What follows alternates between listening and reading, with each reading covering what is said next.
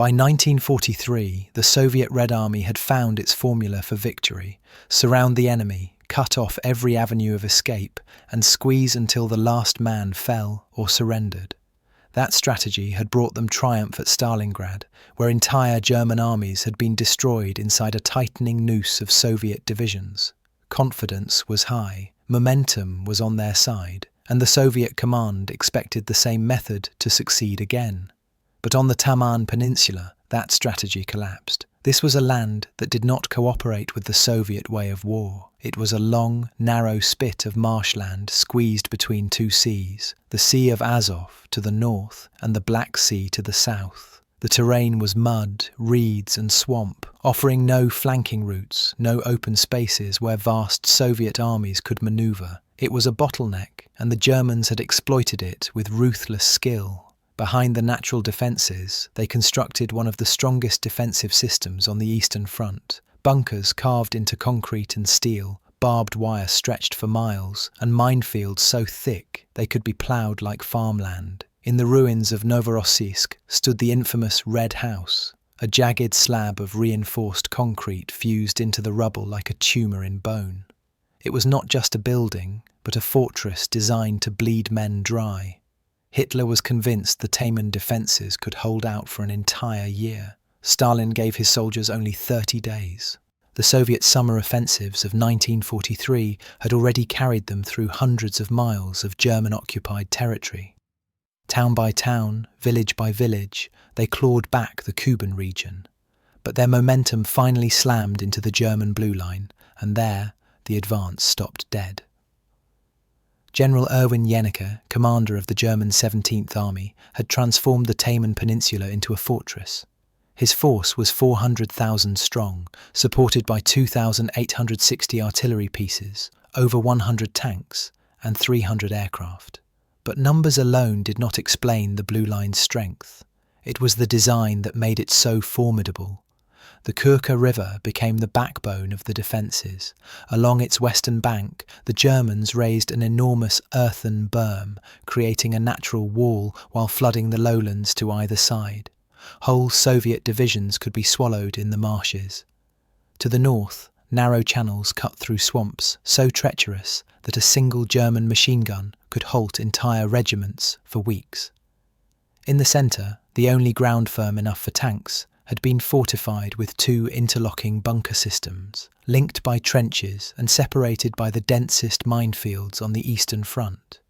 To the south, the mountains around Novorossiysk had been transformed into fortresses, with concrete-lined tunnels linking basements and barricades blocking every street. And behind this formidable barrier stood layer upon layer of backup positions: the Bucharest Line, the Berlin Line, even a so-called Little Gothic Line running across the peninsula. Hitler christened it Fortress Taman, and he was confident it would never fall. Amidst this wall of steel, there was one place where Soviet soldiers still clung to the coast, a tiny beachhead at Novorossiysk known as the Little Land.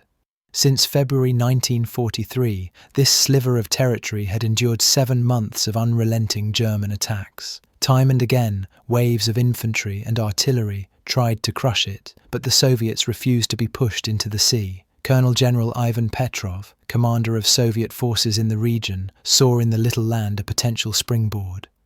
With the Black Sea Fleet to provide naval gunfire support, he believed an attack launched from here could tear a hole in the German flank. His plan was bold, but success depended on both land and air. Among his forces were the young women of the 46th Guards Night Bomber Regiment.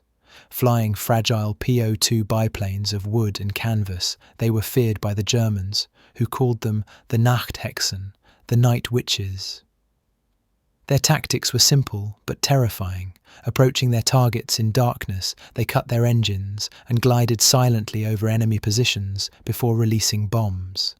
To German troops, the sudden whoosh of wings in the night was a haunting omen, followed by explosions. On September 10, 1943, Petrov launched his assault.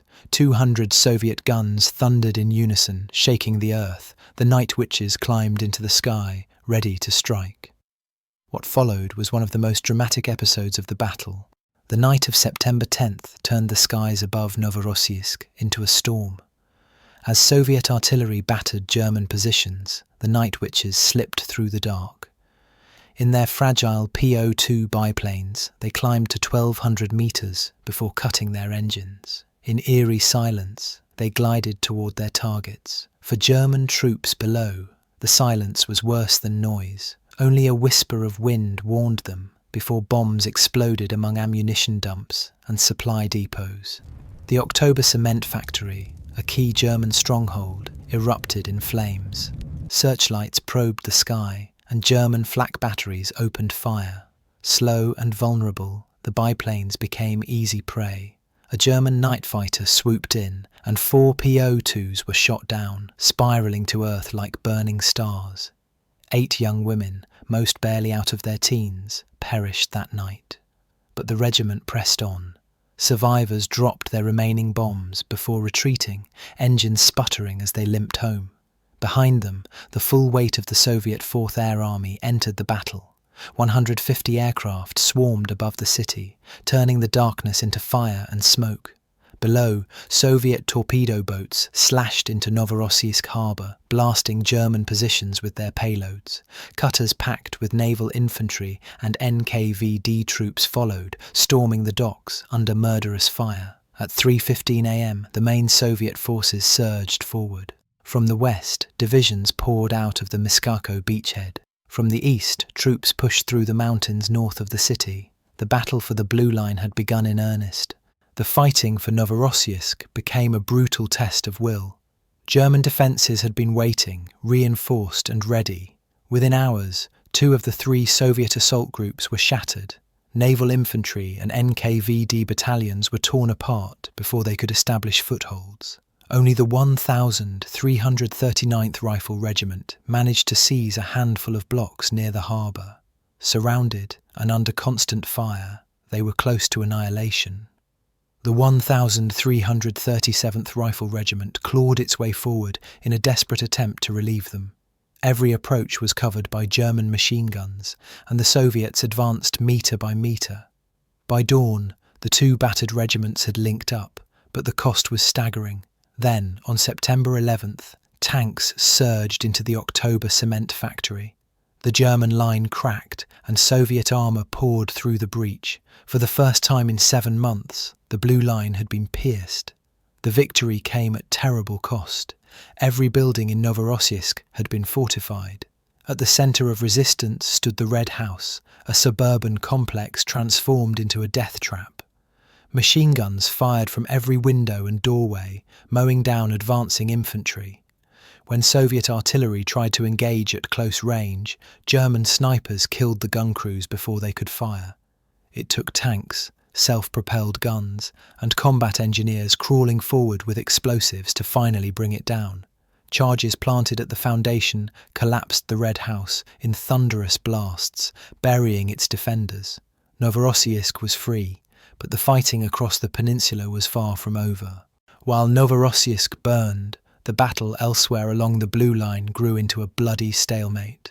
To the north, the Ninth Army slogged into the swamps. Soldiers found themselves chest-deep in foul water, struggling forward with rifles held high. Narrow channels between marshes became killing grounds, where a single machine gun nest could halt hundreds of men. Yet the attack had its purpose, to pin German reserves in place, denying them the chance to reinforce the crumbling defences at Novorossiysk. On September 14th, the 56th Army launched a frontal assault on the central sector, one of the most heavily fortified stretches of the Blue Line. Soviet tanks rolled forward, but were met with a wall of fire from German 88mm guns. Engineers raced to clear paths through minefields, but as soon as the first tanks broke through, they were destroyed. Infantry without armoured support could do nothing but take cover, and the assault collapsed in chaos. But failure on one day did not mean defeat overall. On September 15th, the Soviets regrouped and threw everything into a renewed attack. This time, their armour succeeded in breaking through forward trenches. To the south, the 18th Army captured Sugarhead Mountain, a strategic height that threatened German positions with encirclement. The German 4th Mountain Division was forced to withdraw. By September 16th, Soviet soldiers and Black Sea Fleet Marines raised the red flag over Novorossiysk. The city had endured 7 months of occupation. Now it was free.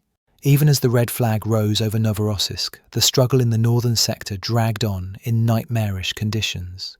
Soviet soldiers pressed forward through chest-deep marshes, using inner tubes and makeshift rafts to keep themselves afloat. Some were fortunate enough to have small, flat-bottomed boats, but most advanced slowly on foot, weapons and equipment held above their heads as they waded through foul water. The terrain itself was an enemy. Every patch of solid ground had been turned into a fortress by Romanian mountain infantry and dismounted cavalry fighting alongside the Germans. At Wolf's Gate Pass, savage combat erupted in narrow ravines. Bodies of fallen soldiers clogged streams and blocked channels, evidence of the ferocity of the struggle.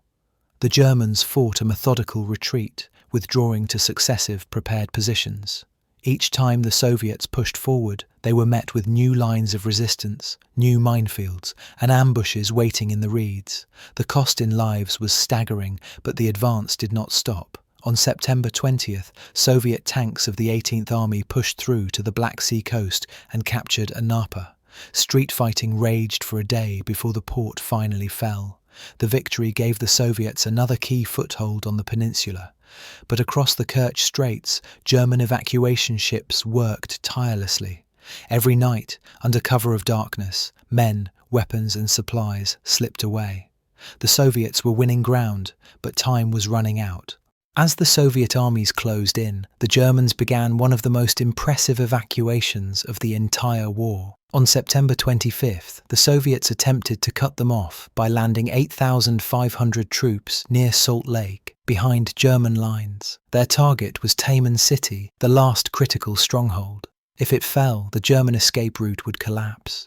For 2 days, bitter fighting raged. Soviet forces battled through rear guards, supported by aircraft from the Black Sea Fleet. Meanwhile, the 9th Army continued its advance through the marshes, reinforced by another 1,600 men who landed near Temryok. After 2 more days of bloodshed, Temryok fell on September 27th. Still, the evacuation continued. The Germans demonstrated ruthless efficiency. The 3rd Minesweeping Flotilla, transported overland from the Baltic, organised convoys of ships that shuttled day and night across the Kerch Straits. The scale was astonishing. 255,000 soldiers, 21,000 vehicles, 1,800 guns, and 74,000 horses were ferried to safety. All this while under constant Soviet bombardment and air attack. Yet the convoys kept running. On October 9th, at 4:47 a.m., the final German generals, Rudolf Conrad and Erwin Jennecke, boarded the last boat. German artillery from Crimea fired protective barrages across the straits, covering their escape. When Soviet troops stormed the abandoned positions, they found only ruins. It was a logistical miracle for the Wehrmacht and a bitter frustration for the Red Army. The Soviets had liberated the Taman Peninsula in record time, but their inability to destroy the 17th Army left the victory incomplete. The Germans had lost heavily, over 10,000 dead, 36,000 wounded, and 4 division commanders killed. Romanian allies added another 1,600 losses. Yet the Soviets had paid a far greater price. 114,000 casualties, including more than 40,000 dead. Hitler rewarded his men with the Cuban Shield, a new decoration commemorating their defense and escape. Soviet soldiers, advancing into the ruins, found only a mocking sign left behind by the retreating Germans. Here the iron crosses grow. The Taman Peninsula was free, the Caucasus secured, but the war was far from over.